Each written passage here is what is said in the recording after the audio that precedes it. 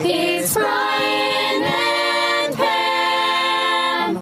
Thank you. A big thank you to the Cheshire Voice singers there. Sounds great to hear them. It's been a few weeks of hiatus for us, and I haven't heard that in a while. I need that. I need that for my ego. Anyway, the Cheshire Voice singers, socially distanced, but still sounding great. Singing to open this podcast, not a podcast, featuring your socially displaced hosts. Me, that would be Brian Smith, surrounded in my bunker by my granola bars, Yoo-hoo, and instant coffee. And Pam Landry, she's in her own studio of isolation. Pam Landry, can you hear me, Pam? Come in, Pam. How's the air in your isolation bunker? Pam? Hey, Brian. Good to be back together, although we're still apart. The air here is fine. Stagnant. Hard to believe our last episode was number 36, and it was at the end of February. Here we are in April. So did anything happen in the month of March? What'd I miss? Well, let's see. After our last show, we took a vacation break because of the tremendous toll working once a week takes on us. You went to Florida. I stayed here in Connecticut and tried to nap. And then, let me check my notes now, go back a couple of weeks, and nothing happened. Oh, wait a minute. Whoa. That was from my wishful thinking folder. Hang on, let me check my notes. Oh, and then all hell broke loose. Now, sports, restaurants, movie theaters, they all went away, and the only entertainment we had was watching Netflix and looking at pictures of empty supermarket shelves on Facebook. Oh, and today I just found out that it's become socially acceptable to wear masks in public now. So, fortunately, I have one. Here, let me put it on. There. Can you see it? No, of course not. It's Bill Clinton, Pam. I got this one for Halloween years ago. Let me take it off. Oh, I have more if you want one. I've got Frankenstein, and I've got the Fonz. They're supposed to keep you healthy in public. Would you like one? I can give you the Fonz. Well, thanks for the offer, but I'd actually prefer a superhero mask if you have one, and also only if you spray it down with Lysol first. By the way, Brian, I've been having way more video cocktail parties than I'd ever imagined, and sometimes for breakfast. I've read a few books, taken a lot of naps, done some yard work when the weather is decent, taken more naps, watched way more TV than ever before, sometimes while taking a nap.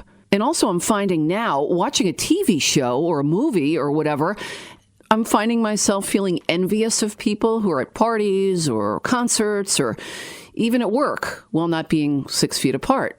I'm like, look, they're sharing food. Whoa, they're shaking hands and hugging each other. Holy cow, they're shopping in a crowded store where the shelves are fully stocked. Oh my God, they're opening a package in their house that was just delivered and aren't wiping everything down. You know, the things we used to take for granted. But Brian, for me at least, it helps that it's springtime and the flowers are blooming and the COVID-19 free birds are singing and the sun is setting later in the day. Those things for me are all positives. You know, being positive has a different meaning during a pandemic. You got to be careful about what you say, or the townspeople will grab their torches and gather outside your house.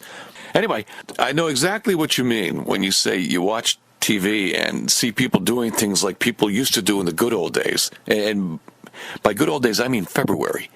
Anyway, when I see people on TV hugging each other now without wearing hazmat suits, I feel dirty. I feel like I'm watching a pay-per-view adult film. So, Pam, I went shopping this morning. I wore one of those painter's masks, and I was all geared up. I had the hat, I had wipes, I had gloves, and I didn't know if I was going into surgery or Stop and Shop. Now, there's a big difference now when you go shopping. There's, first of all, the 6-foot rule. You're supposed to stay 6 feet away from everybody. I do anyway. But there's also signs on the floor. Not signs, it's duct tape. That's what it is. And there's arrows, and you're supposed to go in a certain direction in each aisle. Each aisle is one way now, so you don't collide with other people. And I didn't see those signs till I was done shopping. So I must have been like a salmon swimming upstream without even knowing about it. And I must have ticked off some people, which would explain that woman who was trying to kill me with a frozen lasagna back in aisle 12. So anyway, I went shopping and I got my stockpile for another week. How about you? Well, Brian, the truth is I've always hated grocery shopping. And now, I can't believe I'm saying this, I actually long for the old days of February, when the worst part of any given trip to the store might be too many people blocking the aisles with their carts, as if they were the only person in the store. Well, now they probably are the only person in the store. The thing is, so many things are being affected by this pandemic. People are losing their jobs, they can't pay their bills, businesses are closing. We're unable to be with our family and friends, which for some may be a dream come true, but by far the worst part of it all is getting sick. Essential workers are putting their lives at risk every day. And in terms of local businesses like restaurants, they're trying to at least make some money by offering takeout and curbside pickup. So if you're lucky enough to still have an income, please do think about patronizing those businesses. Oh, and one other note, Brian. My house is on its way to becoming cleaner than it's ever been since we moved into it 17 years ago. And I'm finding things like that mixtape from 1983. Oh, and a ballpoint pen from that radio show you used to do in New Haven with apparently the guy who cut your hair? No, I'm drawing a blank on that one, Pam. I have no idea what you're talking about, but I hope the pen still works. Now, speaking of radio shows, I gotta say that I've been doing broadcasting for a long time. I know you have too. But this is one of the strangest experiences I've ever had.